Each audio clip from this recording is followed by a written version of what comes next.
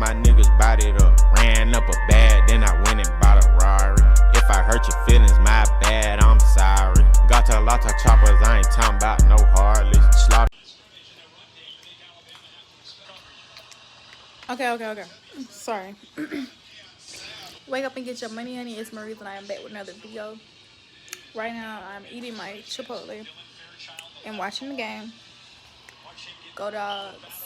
Today, we really went and, as you can tell by the title, I'm just going to give y'all a little story time as I make this basket for my friend and her twins. I don't really know if I'm gonna put her stuff in the little basket that I'm about to make, but I love doing little arts and crafts and stuff, and I have not seen the babies, so I wanted to make it over there. I just be busy and my time do not be timing, but as far as it go, I will end up dropping this basket off, like hopefully tomorrow next week. I have to work at the stadium tomorrow, so I might just drop it off on my way to work. I didn't make it to the baby shower due to an event I had to do, so this is long overdue. Ain't nothing changed, we just getting older and time not on our side. So but today's video, as you can tell by the title, it's a story time. The story time is going to be based off of like when I had my miscarriage. It's not just a story time, it's also like how to get through it, and like how I actually got through it, and what like how it propelled me, you know, just little things. Because I feel like I've told y'all that I've had a miscarriage, but I never really went into detail about like everything, because it's actually more common than y'all believe, or like that y'all see. Like y'all, like as far as for, especially for our age, like 20 and like 20 through 25, like you're watching all your, well, I'd say 18 through 25, you're watching all of your like peers, like everybody's getting married, graduating, like moving into their homes, and having kids. And the last thing you're thinking, like the last thing that's really on your mind, is that when you finally get pregnant, you're not going to end up having the baby. That's the last thing on your mind, you know what I mean? Like, and then for you to sit there and get the confirmation that you're pregnant, and then wake up one day and they're like, yeah, you're not pregnant anymore. Yeah, no baby. Like, that's a lot. That's definitely a lot, and a lot to really take in, because you're looking at everybody else like, shit, is something wrong with me? But in reality, there's nothing wrong with y'all. And yeah, that's all I really gotta say about that one. Ain't nothing wrong with y'all, and it's more common than y'all really think. We gonna get into this video, and we're gonna get into making this little basket and whatnot. Hopefully it turns out how I envision, how I'm envisioning it. And if this turns out how I'm envisioning it, then I'm gonna definitely feel like everything else that I have really planned in my head for like next couple of weeks and months comes out perfect. Because yeah, sometimes I just envision something and either it comes out either way better or way worse. So not exactly how I wanted it, but it still be cute. But it's just like, yeah, we gonna see. So I love y'all, and see y'all later. Okay, so boom, let's get into it. I'm about to show y'all everything that I got to put in the basket that I am making. I have a homegirl who had a baby, and she gave away some of her stuff, so I got some of that stuff. But coming from that pretty mouth, the truth is fitting. Cause you ain't never talking loud, and you know plenty. You know what I'm talking about, cause you just get me. Yeah, you so pretty. If everything is dipped in gold, then baby it will never grow. Everything sweet ain't sugar coated. What a lie. What a lie. So for this, I got, these are the hangers that I'm going to hang at the top of the crate. This is what I'm using to wrap it around stick, so it like match the little aesthetic that I have going. This is for like my bouquet for the bottom of the basket.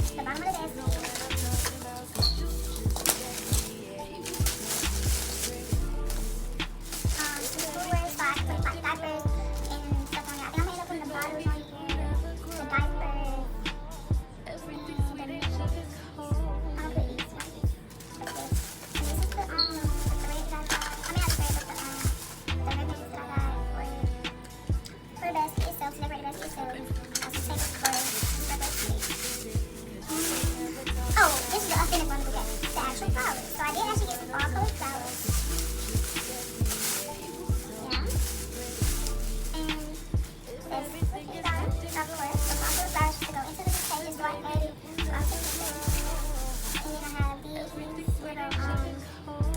what you would call them, but I'm gonna hang this on it, like around it a little bit. So I got two of those. You'll see it. Just little like wire one, two. I got Hershey. I got black girl. I got a metallic marker so I can write. Because I got this little cute little. Hopefully it hang high. I might end up like. Wait, I might go there right there. Oh yeah, that works out really well. Better than I thought it would. They were these are kitties. They say blessy. Or say, oh, say bless. Say bless. Like that's so cute. Okay. Yeah. Oh, and then some duct tape. So yeah, we're about to see how this goes. I ain't gonna lie to y'all. I had no idea. How this was actually. But yeah, let's do it. Alright, so guys, it's Marie. You already know. Hit you. Anyways, yeah, so guys, I just wanted to come on here and talk to y'all about how I really got through my miscarriage and just to give y'all some key tips and things of that nature to help y'all get through the things that y'all going through. So as a girl, it is really, really common to misunderstand your body or not be able to communicate with your body effectively. So I feel like ways and awareness in a sense of understanding that certain things are way more common than you think they are. Just even in the sense of like when your pH is being thrown off and what you're doing with your body and what you're intaking, or maybe it's even just the fact of like sleeping with somebody. And so many girls don't know that when a guy is sleeping with someone else and coming to sleep with them, that it can throw their pH off. Like a lot of girls don't know things like that, and I just feel like there's a lot of awareness that needs to be raised around that so that so that us females can stay healthy. So with that being said, about 3 years ago now, I had a miscarriage, and it was really, really devastating. I ended up going into a black hole, and I ended up like partying, drinking, smoking, hanging out with a guy. He was a really nice guy, but I also wasn't in the mentality to be anything serious actually. So it was really just like a waste of my time personally because of the trauma that I was dealing with.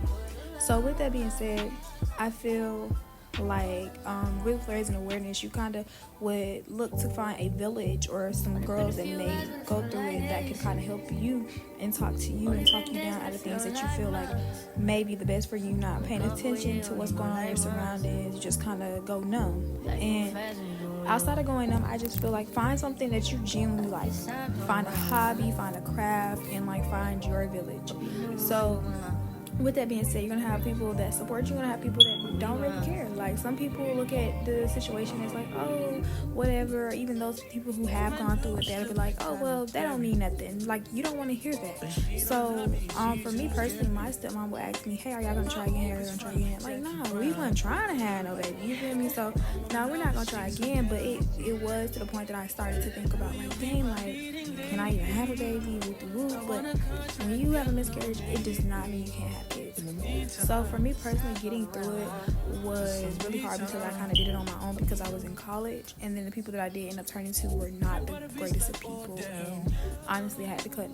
I most likely cut majority of them off. So with that being said, just make sure you have a good support system, guys. The way that my miscarriage happened was the fact that I was in denial. The girls that I was hanging around did definitely say like I might be pregnant and maybe I should go get it checked out and go to the clinic. The one time that I called the clinic, they were actually closed, so I decided that I would just wait. But they also had a policy where I had to have missed my period for 2 weeks prior to coming to them to check out like what was going on with me and to get a test. So I was kind of nervous to call my mom and dad, to be like, hey, can I go get a pregnancy test? And then none of my friends had a car at the time. So it kind of put me in limbo, and I was just more so nervous. And I was a broke college student too, y'all. So it's like, I was just more so nervous. And so I was still partying and having fun and whatnot. I didn't really think like I was pregnant. And then the guy, it just didn't make sense for me to be pregnant with this guy. So I'm like, well, I'm just living my regular life. I'm just keep doing what I'm doing until I figure it out, until I find out that that's the case, you know what I mean? So, as I continued on, y'all, I ended up, I believe, going home, and I called my cousins and everything. I called the dude. The dude ended up buying the pregnancy test for me, and I'm like, yeah, I missed my period. It's been 7 days, and now I'm just nervous. And y'all, I was actually in a relationship at the time. So, a new relationship, talking to somebody on campus. But we was playing house and stuff, y'all. So, I was like, like, I was living a life I really didn't want it. I genuinely did not want it to be happening to me because I wasn't ready. And I just was ready to live the life that I was living. Like, I had made a new life for myself. And I was a lot happier than the life that I was living when I was with this guy that had been cheating on me. You know what I'm saying? So, anyways, I found out I was pregnant. I ended up going to my first appointment. He came with me. He actually went to the 2-3 appointments until I found out I was pregnant. I had to continue to go back, continue to keep going until I could see my levels change. So like my HCG levels in my blood. So I had to keep getting blood drawn because they wanted to see if my levels were going up or like if they were dropping. So what was going on was the night I found out I was pregnant, or the night after, or whatever, I called my parents, I told my parents, and it was so much stress, y'all. I genuinely think I was like, dang, this is just too much. I think I was just genuinely stressed out, and then all I know is that I went to the first appointment, and she did a trans vag, and when she did the trans vag, I ended up bleeding afterwards. And I'm like, you're not supposed to bleed. In my head, I'm like, you're not supposed to bleed while you're on your period. So I call back up there, and they're like, no, it's because, I probably just broke a wall or a cervix, not cervix, but something up in there. It's nothing. A cyst probably popped, some crazy stuff, right? And y'all, come to find out, I was starting to have the miscarriage. The blood did not end up stopping, and they told me, like, if it gets worse, let me know. And I started cramping. At first, I wasn't cramping or anything. They saying, like, you can bleed and not cramp. It's just spotting, and then it got heavier. It started like a period. And y'all, I bled for probably about a month or so. And yeah, y'all, it was just super scary. I was super nervous. My dad was literally on the phone with me, telling me, like, over and over again, like, yeah, you should abort it. You don't need a baby. You need to get an abortion. You need an abortion. And my baby dad's mom and my dad kind of like was talking about how we don't need kids yet and stuff like that. And it was just so crazy. It was a lot going on around all of it.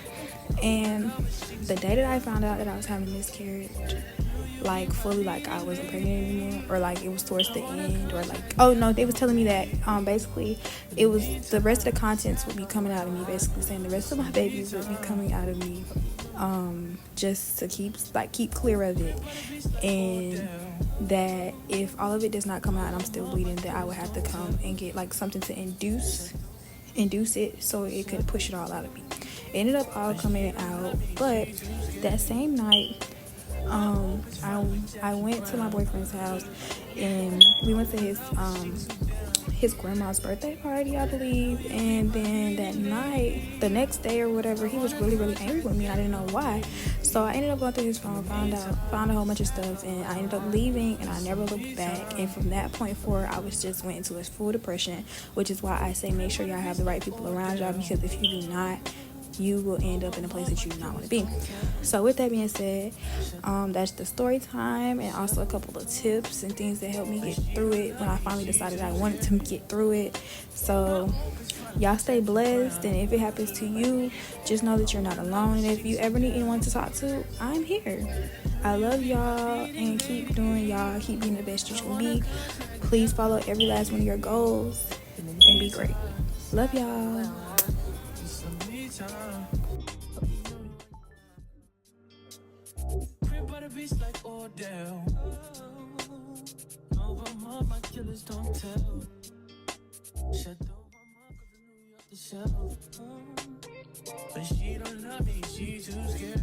Make a nigga silence ya. Oh, you think you tough because you run around on that mallet, huh? I ain't even gonna acknowledge ya. All my niggas bodied up, ran